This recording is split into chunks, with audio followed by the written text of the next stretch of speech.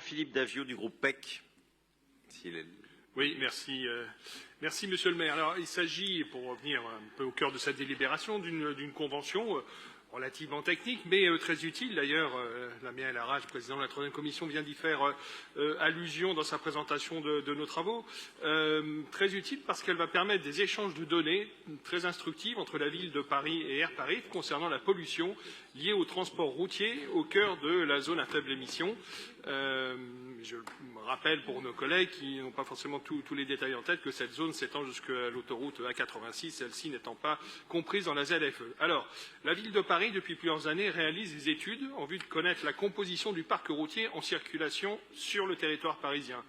Des enquêtes par observation vidéo, des plaques d'immatriculation, dites enquêtes plaques, ont été réalisées par la ville à plusieurs reprises en 2014, 2016, 2019 et encore cette année, en 2022.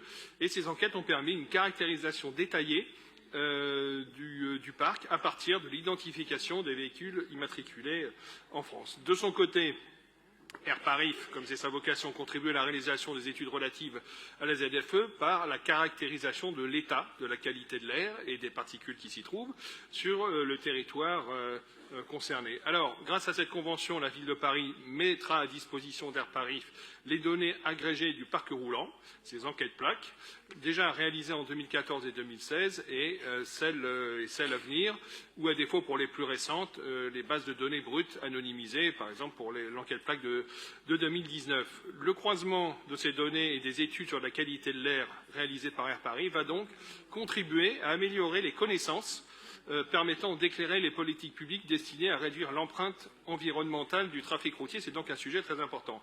Cette délibération qui nous est présentée aujourd'hui représente, au fond, un élément de plus d'une politique globale dans le domaine des mobilités engagée depuis 2014. Après la réduction de la place de la voiture entamée depuis plusieurs années maintenant, l'encouragement à l'usage de véhicules électriques, le déploiement en cours inédit de pistes cyclables à Paris liées en particulier à la pérennisation des couronnes à pistes, l'incitation à l'usage des transports en commun et à la marche à pied, ou encore la mise en place récente du stationnement payant pour les 2 roues motorisés. Il s'agit donc d'un outil supplémentaire pour la ville dans son action en faveur du climat.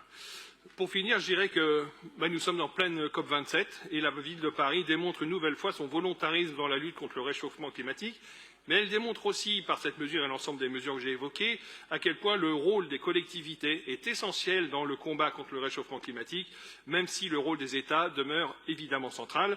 Pour toutes ces raisons, je vous invite à adopter largement cette délibération.